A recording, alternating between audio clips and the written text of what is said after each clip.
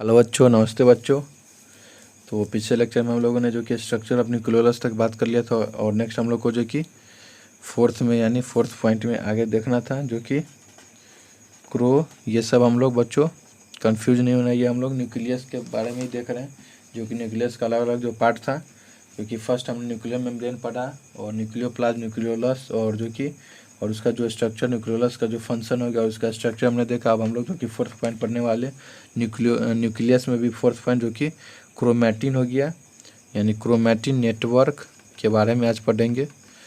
तो बच्चों feelings sorry जो कि मैंने स्टडी में आप लोग का बहुत बहुत स्वागत है और इसको सब्सक्राइब करें, लाइक करें, शेयर करें और बेल आइकन बटन दबाना ना भूलें। और अगर आपको पसंद आए तो ज़रूर सब्सक्राइब करें और अपने जो फ्रेंड्स रिलेटिव हो गए, फ्रेंड्स हो गए, उनके पास ये शेयर कर सकते हैं। मैं साथ में नोट्स भी तैयार कराते जा रहा हूँ और जो कि मैं खास करके बताऊँ जो कि डीएवी हो गया, हाईलैंड्स हो, कोई भी स्कूल हो गया, इस तरह से आपको गारंटी है कि नोट्स नहीं लिखाएगा।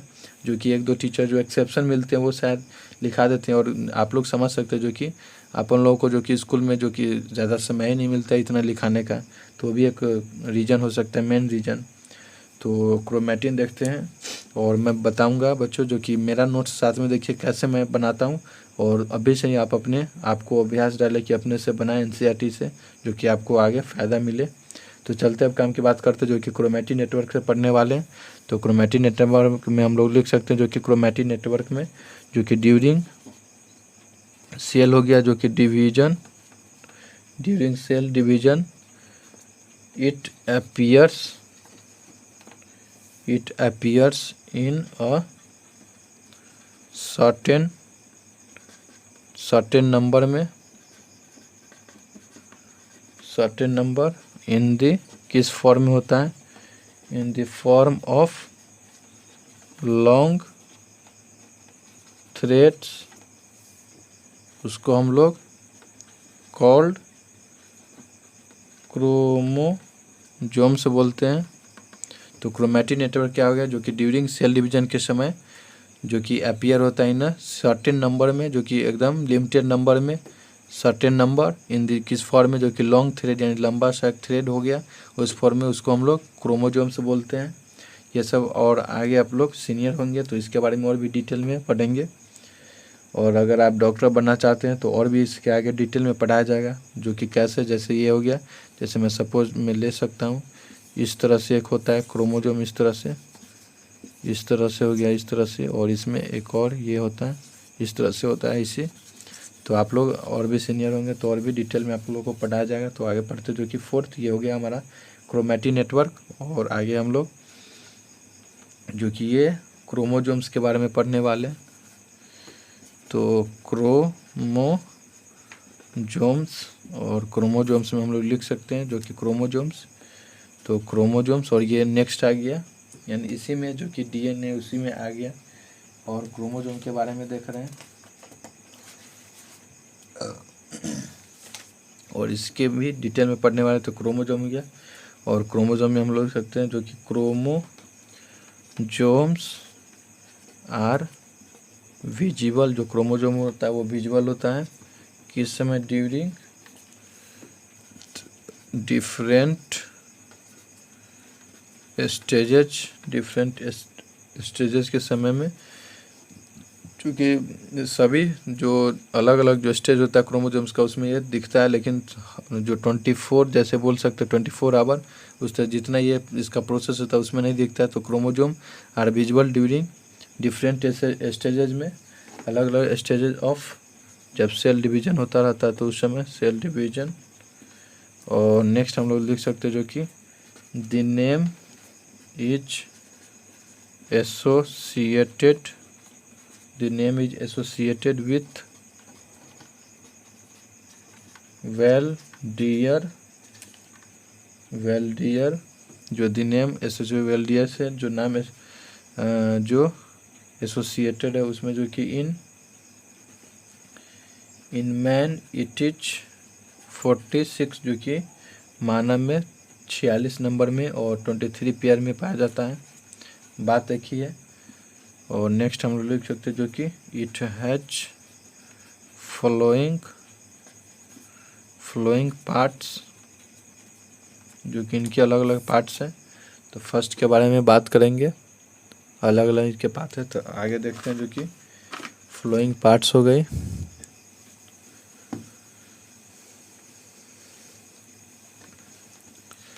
तो फ्लोइंग पार्ट्स जो कि क्रोमोसोम में अलग अलग, जैसे फर्स्ट हो जाएगी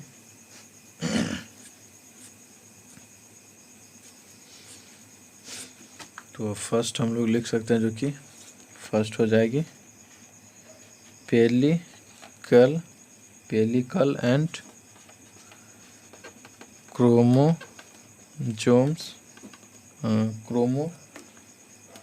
जो कि पेलिकल एंड क्रोमोसोम नहीं, क्रोमोनेमा, पेलिकल एंड क्रोमोनेमा, पेलिकल और क्रोमोनेमा। और इसके बारे में लिखेंगे जो कि पेलिकल एंड क्रोमोनेमा हो गया, ये आप लोग को दिख नहीं होगी। पेलिकल एंड क्रोमोनेमा, पेलिकल एंड क्रोमोनेमा के बारे में बात करेंगे बच्चों। तो बात करते हैं पेलिकल एंड क्रोमोनेमा के बारे में। तो नेक्स्ट इसमें हम लोग लिख सकते हैं जो कि इच क्रोमोजोम जो कि प्रत्येक क्रोमोजोम हो गया, उसमें इच क्रोमोजोम हैज एन, जो कि आउटर मेम्ब्रेन होता है, आउटर मेम्ब्रेनिवस हो गया कवरिंग, प्रत्येक क्रोमोजोम हो गया उसमें आउटर मेम्ब्रेनस कवरिंग होता है, उसको हम लोग कॉल्ड पेलिकल बोलते हैं। और पेलिकल और उसके नीचे जो कि below the pellicle, below which उसके नीचे जो कि मैट्रिक्स पाया जाता है, फाउंड, यानी मैट्रिक्स इज फाउंड। और आगे लिख सकते हैं जो कि नेक्स्ट द क्वाइल्ड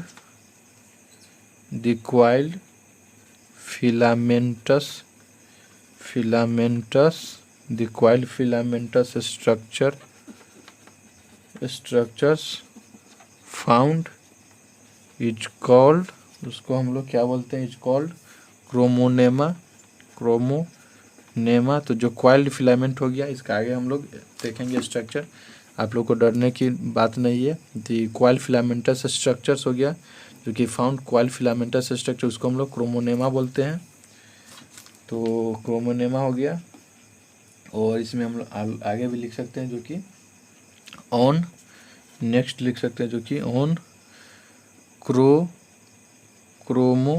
क्रोनेमा हो गया, क्रोमोनेमा होगा बच्चों, ये थोड़ा स्पेलिंग। तो कॉल्ड क्रोमोनेमा ये हो गया कॉल्ड क्रोमोनेमा। और क्रोमोनेमा यानी ऑन क्रोमोनेमा, जो कि क्रोमोनेमा पे देयर आर माइन्यूट बीड होता है लाइक स्ट्रक्चर्स, उसको हम लोग क्या बोलते हैं, स्ट्रक्चर्स कॉल्ड एज क्रोमोमर्स, MERS, क्रोमोमर्स। ये सब आपको टर्म याद रखना है, तभी आपको आगे की जो टॉपिक होगी वो क्लियर हो पाएगी बच्चों। तो ये सब आपको ध्यान रखना है। तो पेलिकल एंड क्रोमोनेमा के बारे में बात कर रहे थे। तो लिखा हुआ इच क्रोमोजोम है, जो कि प्रत्येक क्रोमोजोम होगा उसमें जो कि आउटर मेम्ब्रेन होता है कवरिंग, उसको हम लोग पेलिकल बोलते हैं, पेलिकल। और बिलो यानी उसके नीचे विच, जो कि मैट्रिक्स पाया जाता है, जो पेलिकल हो गया उसके नीचे। और जो क्वाइल्ड फिलामेंटस स्ट्रक्चर में होगा उसको हम लोग क्रोमोनेमा बोलेंगे। और ऑन क्रोमोनेमा, जो कि ऑन क्रोमोनेमा पर जो कि माइन्यूट बीड लाइक स्ट्रक्चर होगा उसको हम लोग क्रोमोमर्स बोलते हैं। और ये हमारा फर्स्ट जो कि पेलिकल एंड क्रोमोनेमा हो गया। और नेक्स्ट हम लोग सेकेंड के बारे में बात करेंगे। तो सेकेंड हमारा हो जाएगा जो कि प्राइमरी कंस्ट्रिक्शन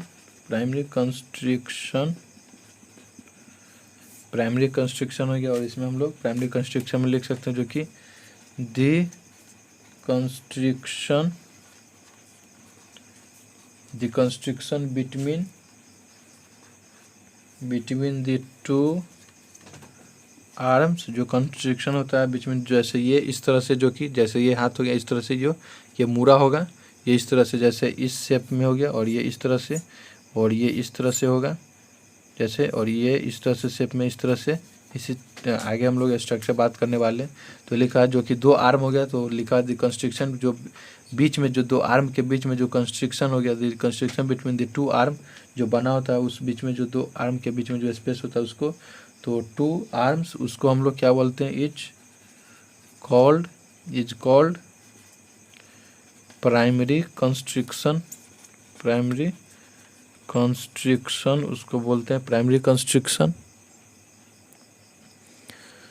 ये हमारा प्राइमरी कंस्ट्रिक्शन हो गया।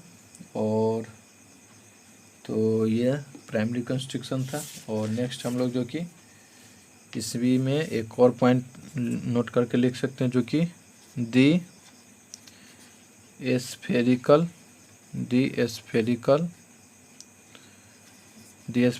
ग्रेन्युलर पार्ट, जो स्फेरिकल ग्रेन्युलर पार्ट होता है उसको हम लोग क्या बोलते हैं, तो कॉल्ड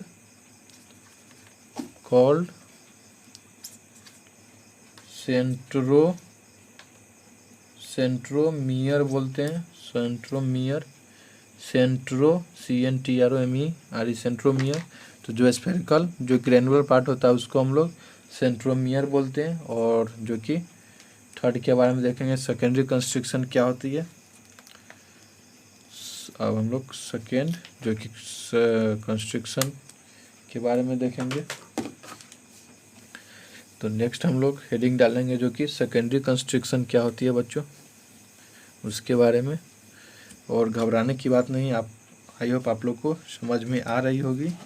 और जो कि मैं बता दूं, आपको एकदम रट्टा होना चाहिए पहले, उसके बाद ही समझ में आएगी। मैं अभी ही बोल रहा हूं, और अगर अभी आप नहीं मेरी बात को नहीं फॉलो करेंगे तो जो भी आप यानी 9th पास कर जाएंगे तब आपको समझ में आएगी, या थोड़ी देर के बाद। सभी का थोड़ा माइंड सेट अलग अलग होता है, तो सभी बच्चों को अपने अपने हिसाब से जब समय आएगी तो समझ में आ जाएगी कि उस समय जो कि हमने माइनर स्टडी में पढ़ा किया करता था या पढ़ रहा था, तो वो लोग जो टीचर थे वो पढ़ा रहे थे उसमें सही बता रहे थे। तो चलते अब काम की बात करते हैं, जो कि जो कि थर्ड हो गया, सेकेंडरी कंस्ट्रिक्शन के बारे में हम लोग को बात करना है। सेकेंडरी कंस्ट्रिक्शन, तो सेकेंडरी कंस्ट्रिक्शन या इसको हम लोग और भी नाम दे सकते हैं, जो कि सेकेंडरी कंस्ट्रिक्शन फर्स्ट, और जो कि यहाँ पे लिख दे रहा हूँ, और इसको हम लोग न्यूक्लियोलर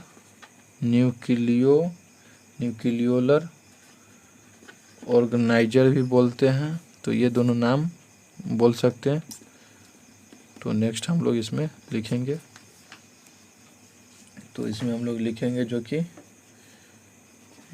नियर वन, जो कि एक इंड पर, near one end of the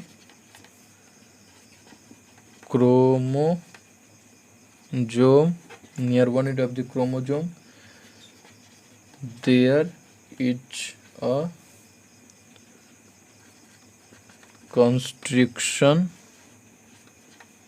उसको कंस्ट्रिक्शन होता है। तो नियर, जो कि near one end of the chromosome there is a constriction, उसको हम लोग सेकेंडरी कंस्ट्रिक्शन बोलते हैं, सेकेंडरी कंस्ट्रिक्शन। और नेक्स्ट हम लोग लिख सकते हैं इसमें, जो कि it is essential for formation of nucleolus. तो ये जो कि it is essential for formation किसके लिए, न्यूक्लियोलस के लिए ये ज़रूरत होता है बनाने के लिए। तो it is essential for formation of nucleolus के लिए ये जो सेकेंडरी कंस्ट्रक्शन फॉर या न्यूक्लियोलर ऑर्गेनाइजर ये ज़रूरी होता है, जो कि न्यूक्लियोलस के फॉर्म करने में इसका बहुत ही मेन रोल अदा होता है। तो फोर्थ अब हम लोग देखेंगे, फोर्थ पॉइंट, जो कि सेकेंडरी कंस्ट्रिक्शन सेकेंड। और आप लोग जैसे ये दिमाग नहीं लगा सकते, जैसे सेकेंडरी कंस्ट्रक्शन सेकेंड हो गया तो इसमें हम लोग न्यूक्लियर ऑर्गेनाइजर सेकेंड लिख सकते हैं, ऐसा नहीं है, इसका एक ही नाम है और इसके पीछे कुछ आगे लॉजिक होगा। तो आप लोग जब सीनियर होंगे तो उसमें आप लोग पढ़ेंगे। तो हम लोग पढ़ते हैं जो कि अभी हम लोग को जितना पढ़ना उस हिसाब से। तो सेकेंडरी कंस्ट्रक्शन में यहाँ पे तो इसमें हम लोग यहाँ से लिखते हैं सेकेंडरी कंस्ट्रक्शन में जो कि दिस इज अनदर कंस्ट्रक्शन, जो कि अनदर कंस्ट्रक्शन है किस पे, एट जो कि any part of the chromosome पे। तो ये अनदर कंस्ट्रक्शन है जो कि एट एनी जो कि किसी भी भाग में क्रोमोजोम के। तो ये हो गया फोर्थ सेकेंडरी कंस्ट्रक्शन। और जो कि फिफ्थ हम लोग जो कि सैटेलाइट क्या होती है, तो इसमें हम लोग लिख सकते हैं सैटेलाइट में जो कि द राउंडेड जो राउंड इंड होता है ऑफ द क्रोमोजोम का जो राउंडेड इंड होता है उसमें chromosome next to secondary construction first, उसको हम लोग सैटेलाइट SATLLI सैटेलाइट बोलते हैं। तो सैटेलाइट क्या होता है, तो the rounded end of the chromosome का जो राउंडेड इंड होता है ये क्रोमोजोम है, chromosome next to secondary construction, जो कि द राउंडेड जो घुमा हुआ पार्ट होगा जो क्रोमोजोम का नेक्स्ट टू यानी कहाँ तक, जो कि सेकेंडरी कंस्ट्रक्शन फर्स्ट का जो इंड होगा वहाँ तक का जो हम लोग उसको सैटेलाइट बोलेंगे। और अब दूर नहीं है जो कि ये एक और पॉइंट है। उसके बाद हम लोग डायग्राम देख रहे हैं, जो कि अभी जो राम कथा पढ़ रहे थे उसका अब हम लोग डायग्राम देखेंगे। और आई होप डायग्राम से आप लोग को बहुत ही अच्छी तरह से समझ में आ जाएगी। तो यहाँ पे हम लोग टेलोमियर के बारे में देख रहे हैं। तो टेलोमियर क्या होता है, तो टेलोमियर में हम लोग जो कि टेलोमियर में देखेंगे तो इसमें हम लोग लिख सकते हैं जी द टू एक्सट्रीम जो होगा एंड्स ऑफ अ क्रोमोजोम उसको हम लोग बोलेंगे आर कॉल्ड एज टेलोमियर। तो टेलोमियर क्या, जो कि दो इंड होगा जो the two extreme and of the chromosome, और उसको हम लोग टेलोमियर बोलेंगे। और आगे हम लोग नेक्स्ट जो कि डायग्राम देखते हैं, जो कितना जो भी राम कथा हम लोग गथ रहे थे बच्चों, उसका जो मेन निचोड़ बोलते हैं डायग्राम वो हम लोग देखते हैं। तो देख रहे हैं अब हम लोग नेक्स्ट, तो नेक्स्ट के बारे में जो कि ये हो गया। तो इसका हम लोग तो यहाँ हम लोग लिख सकते हैं जो कि स्ट्रक्चर ऑफ क्रोमोजोम, हेडिंग इसमें आप डाल सकते हैं STRUCT और स्ट्रक्चर ऑफ क्रोमोजोम। और इसमें हम लोग देखेंगे जो कि इस तरह से थोड़ा यहाँ पे बेंड पार्ट होगा दोनों साइड, और ये इस तरह से ये खुला होगा। थोड़ा अच्छी तरह से बनाने की कोशिश करा इस तरह से, और ये थोड़ा यहाँ पे दोनों साइड से बेंड हो जाएगी। फिर से जो अपना शेप है उसी तरह से ये आगे, और ये इस तरह से आ सकती है। और यहाँ पे भी फिर जो कि बेंड होगी तो ये इस तरह से, और यहाँ पे भी, और फिर ये इस तरह से, ये इस तरह से आप ले सकते हैं। और जो कि ये बीच में अंदर हमने बात कर रहा था जो कि सेकेंडरी कंस्ट्रक्शन क्या हो गया, इस सभी के बारे में हम लोग देखेंगे कहाँ कहाँ है। तो यही सब जो था ये मेन, सॉरी जो कि मैं तो ये कलर ले रहा हूँ,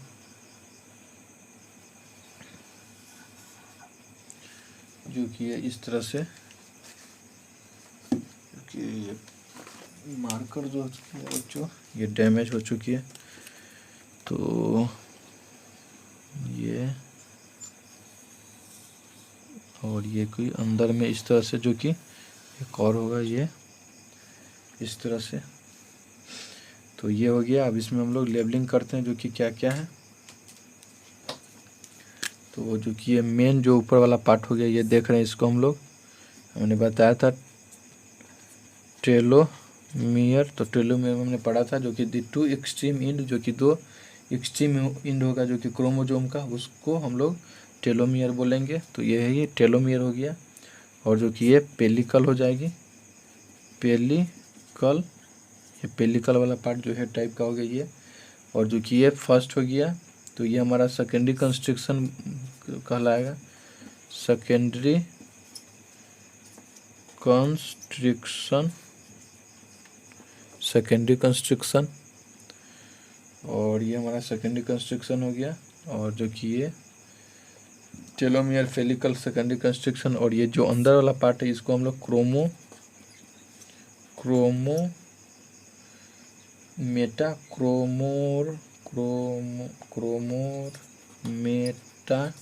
क्रोमोमेटा बोलेंगे। और ये जो इंड पार्ट होगा, इसको हम लोग सैटेलाइट नाम देंगे। तो सैटेलाइट में भी देखा जाए जो कि दी राउंड बोला गया था, जो राउंड, जो कि ये राउंड शेप में हो गया, जो कि यहाँ पे इस तरह से, ये इस तरह से जो कि सैटेलाइट हो गया। तो ये लिखा, हमने पीछे लिखा जो कि सैटेलाइट का होता है। तो हमने, आप पीछे जो कि कॉपी उल्टा कर देख सकते हैं, पलट कर देख सकते हैं, जो कि the round end of the chromosome next to secondary construction first called satellite हो गई। तो ये था। और जो कि ये वाला हो जाएगा, जो ये बेंडेड पार्ट है, तो यहाँ पे, और इस साइड का जो हम लोग, जो इस साइड का जो बेंडेड है, इसको हम लोग बोलेंगे, यहाँ सेकेंडरी था तो ये ऑटोमेटिक जो कि प्राइमरी कंस्ट्रक्शन आएगी, प्राइमरी कंस्ट्रक्शन। तो ये प्राइमरी कंस्ट्रक्शन हो गई, ये प्राइमरी कंस्ट्रक्शन। और ये था। और जो कि ये नीचे वाला है, जो नीचे से जो कि सेंट्रोमियर, यही हो गई बच्चों। तो ये तो ये हमने देखा जो कि पूरे जो राम का था, इसके बारे में, जो कि टेलोमर क्या होता है, पेलिकल क्या होती है, सेकेंडरी कंस्ट्रक्शन क्या होते हैं, क्रोमेन, ये सभी के प्राइमरी कंस्ट्रक्शन, सेकेंडरी कंस्ट्रक्शन, ये सभी हमने पढ़ा। तो यही सब था जो निचोड़ हो गया, ये स्ट्रक्चर ऑफ क्रोमोजोम हो गया। अब हम लोग जो कि केमिकल कंपोजिशन ऑफ क्रोमोजोम के बारे में देखेंगे, किसका, तो यहीं लिख सकते हैं केमिकल। नेक्स्ट हम लोग chemical composition, chemical composition, chemical composition of chromosomes,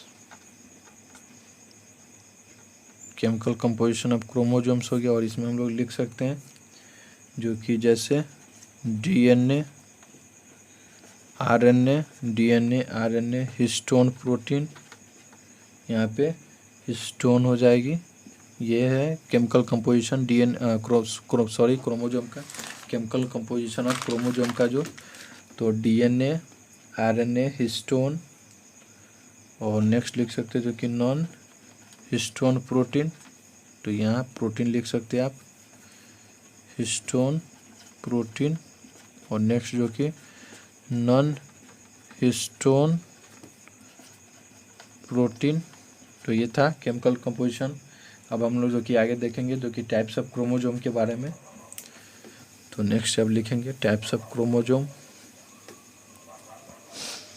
या अगले लेक्चर में बात कर लेंगे बच्चों जो कि टाइप्स ऑफ क्रोमोजोम के बारे में। और आप लोग को जो कि आप लोग अभी छोटे क्लास के, यानी आप मान सकते हैं, तो इसलिए जो कि आप लोग बोर ना हो, इसलिए मैं छोटा छोटा लेक्चर बनाने की कोशिश करता हूँ। तो अगले लेक्चर से हम लोग जो कि टाइप्स ऑफ क्रोमोजोम्स के बारे में पढ़ेंगे। और ये जो कि हेडिंग अच्छा है। तो अगर आपको ये लेक्चर पसंद आया हो बच्चों, तो आप इसको सब्सक्राइब करें। और जो कि अगर पसंद आया हो अच्छी तरह से, तो लाइक कर सकते हैं। और अगर चाहे तो आप अपने दोस्त जो रिलेटिव है उसमें शेयर कर सकते हैं। और फिर से हम लोग अगले लेक्चर में बात करेंगे और जो कि टाइप्स ऑफ क्रोमोजोम। और अगर चाहे तो अगर आगे का लगातार आपको सेम जो कि आगे का भी अगर लेक्चर चाहिए, तो आप जो कि बेल आइकन है बटन, उसको दबाएं। तो फिर से अगले लेक्चर में मिलते हैं बच्चों। नमस्ते बच्चों, और अच्छे से रहिए, अच्छे से खाइए, मस्ती से जिए बच्चों, जो कि साथ में पढ़ते भी रहें। तो फिर से अगले मिलते हैं बच्चों। नमस्ते बच्चों।